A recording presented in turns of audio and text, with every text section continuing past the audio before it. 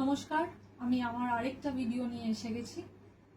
আমাকে একটা প্রশ্ন সবাই খুব করে যে প্রেগন্যান্সির সময় রেকি করা উচিত কিনা। Is it safe to practice reiki while you are pregnant? Absolutely, a person who is pregnant, একজন মহিলা যখন প্রেগনেন্ট হয় তার রেকি করার বেনিফিটস আর মেনি ফোল্ড।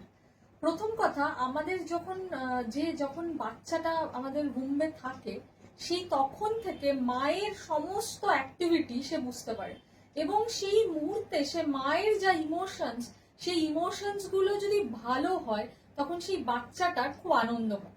তো যখন কেউ রেকি করে, যখন সেই মহাজাগতিক শক্তির সঙ্গে সবাই মানে জোরে কানেক্টেড হয়, তখন কি হয়, তখন ভেতরের একটা আনন্দ জাগৃত হয়।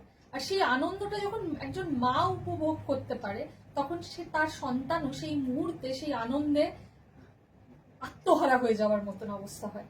সেই জন্য যখন কেউ প্রেগনেন্ট থাকবে তখন তাদেরকে বলা হয় পজিটিভ চিন্তা করো, পজিটিভ ভাবো, পজিটিভ অ্যাক্টিভিটি করো। তো রেকি করার থেকে পজিটিভ অ্যাক্টিভিটি আর কি হতে পারে? রেকি কি? রেকি হচ্ছে ঈশ্বরের সঙ্গে জোড়া।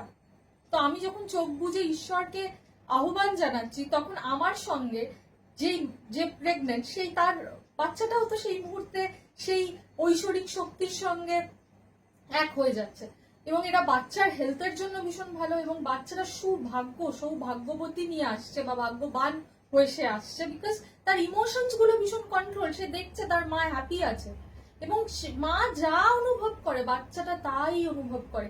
মা যদি আনন্দে থাকে বাচ্চা আনন্দে থাকবে।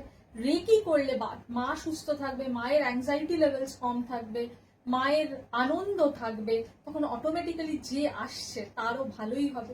সুতরাং অলওয়েজ রেকি প্রেগনেন্সির সময় একবার নয় 2বার দিনে করবেন।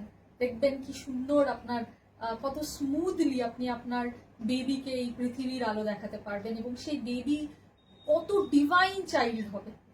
Thank you so much.